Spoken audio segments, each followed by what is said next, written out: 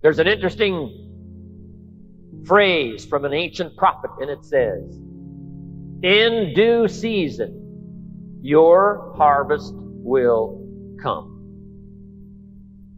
First, harvest cannot come unless you're due.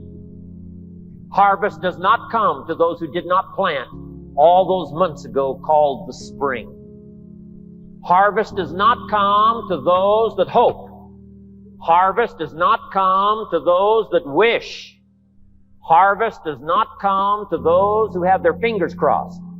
Harvest only comes to those for which it is due.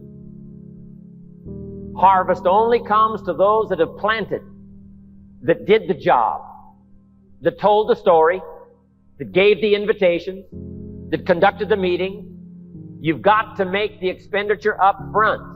But if you make the expenditure up front, before the harvest is there, you must see the harvest in your mind. You must anticipate the harvest because others have already received a harvest. It gives you hope. But we plant in the dark. We plant not knowing for sure.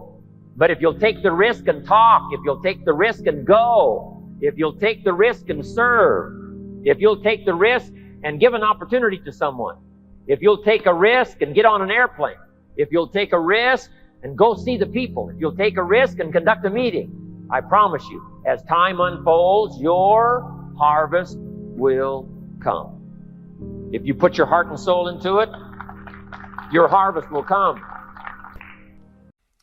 Different professions call for different levels of risk.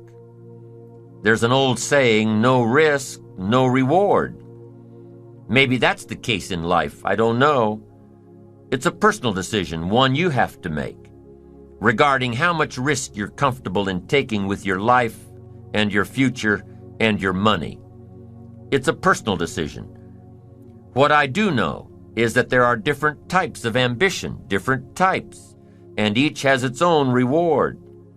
The ambitions of a salesperson are different than the ambitions of a manager.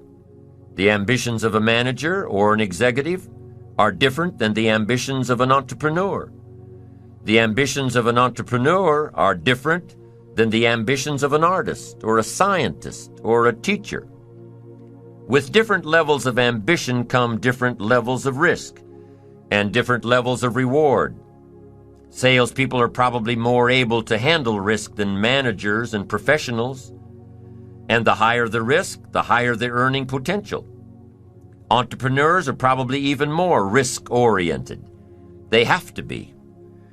An entrepreneur's ambition must overpower the risk of losing it all in an attempt to gain their dream. Your level of ambition may or may not be equated with your ability to take on risk.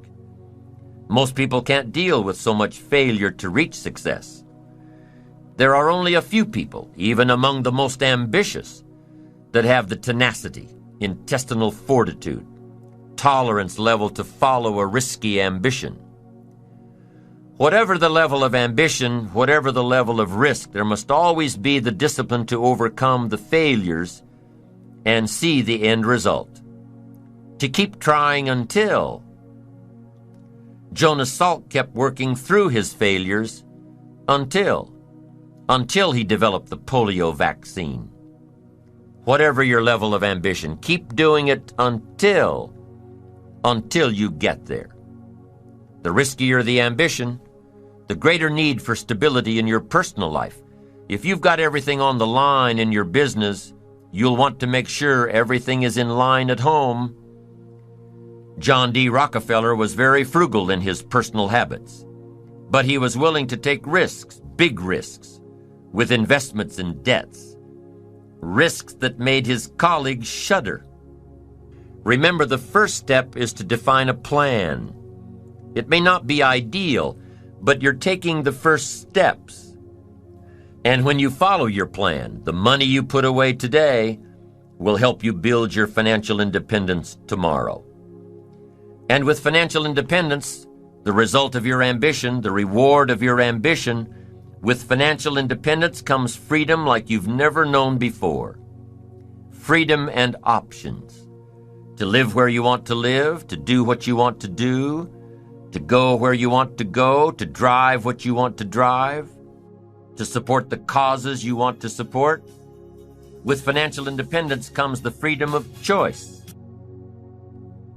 You've got to worry some, but here's the best advice I can give you. Let worry alarm you, but don't let it conquer you. If it's 2 o'clock in the morning, your daughter's not home yet, best you worry. In New York City, if you step off the curb, one of those yellow taxis is coming, best you worry. But here's the key. Let worry alarm you. Yes, but don't let it conquer you. I'm asking you to drive your worries into a small corner. I'm asking you to drive your indifference into a small corner. I'm asking you to drive your doubts into a small corner so that they don't flourish in the rest of the house. Here's the next one. Over-caution. Being too timid to try. Too cautious to try. But that's what life is all about. You gotta take a chance. You don't have to be foolish. But you have to plant in the spring to have a harvest in the fall. Someone may say, well, what if a storm comes? What if a hailstorm comes and beats my crop into the ground? Here's what you must do. You gotta take a chance. Someone says, what if it doesn't work? I've got a better phrase for you. What if it does? Somebody says, what if I go broke? That's one option. Here's the next one. What if you get rich? You gotta take a chance. Someone says, if you have a child, what if this happens? What if they get ill? And what if all this goes wrong? I understand that. What if someday they won't respect you? I understand the possibility. But you gotta take a chance. Someone says, isn't marriage a little tricky? Yes. But you gotta take a chance. Take a chance and step out. Make the note. The same wall that keeps out disappointment keeps out happiness. You gotta take a chance. Move out into the day and take a chance. Move into someone's life and take a chance. Conduct a meeting and take a chance. Tell the story and take a chance. Yes, someone may say no, but they may say yes. You gotta take a chance. I don't know how many are going to believe what I say today, and some may not believe, but I decided to come here and take a chance. Tell my story one more time. Do a meeting one more time and see what happens. Over-caution. Some people never will have much. They're too cautious. Now, you can also be too reckless, but you can also be too cautious. This is called the timid approach to life. And my caution was always the risk. Risk used to drive me right up the wall.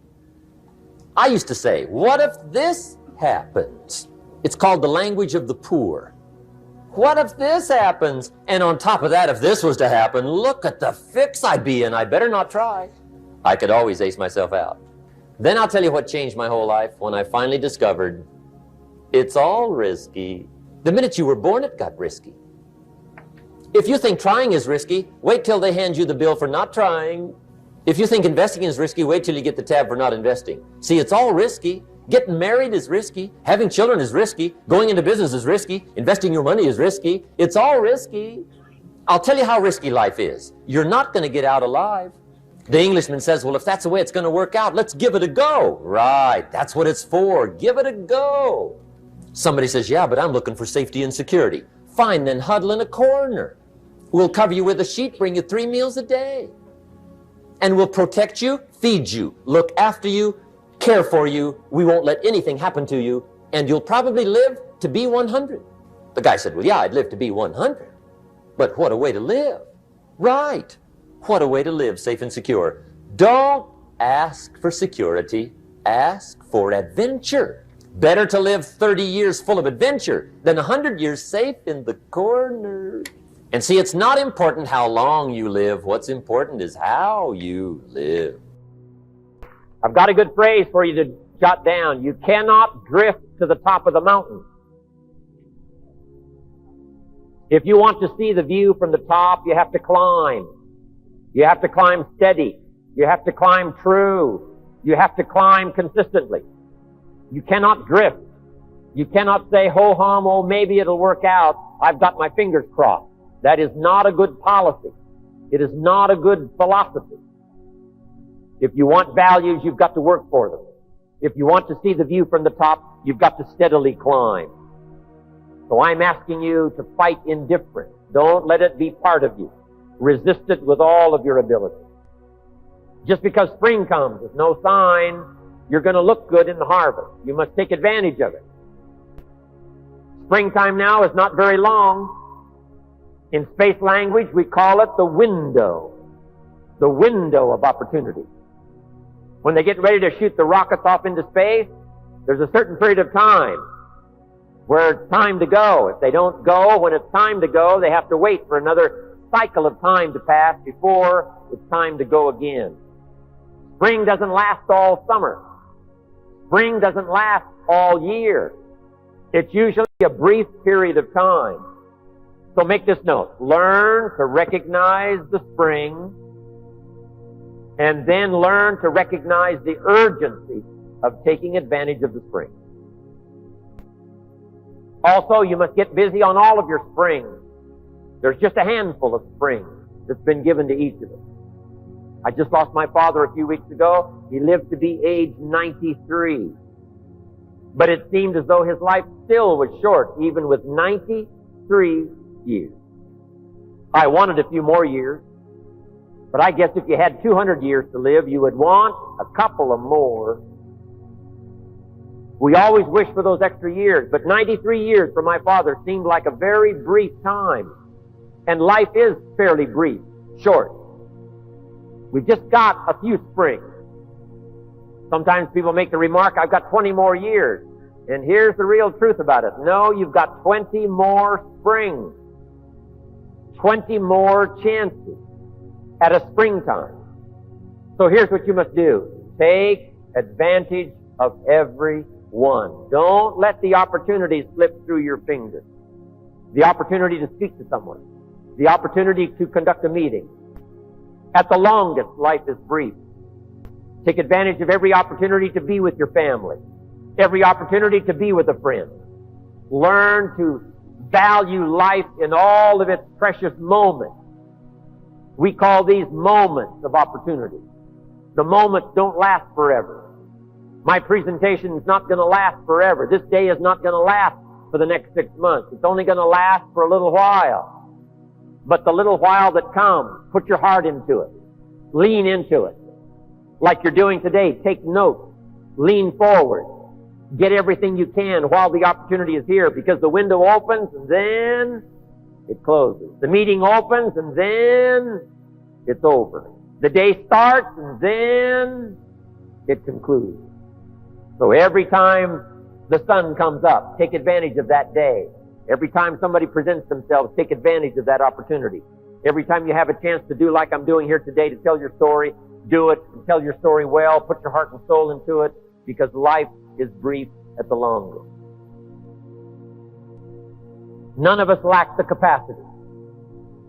We have far more capacity than we have time to take advantage of.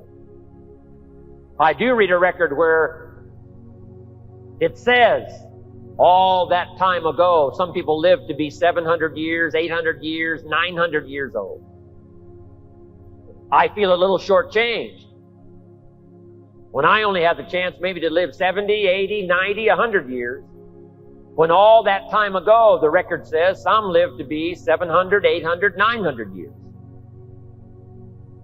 It seems like it would take 7 or 8 or 900 years to tap the full extent of our capacity, let alone 70, 80, 90, 100 years. But here's what I'm asking you to do. Get busy.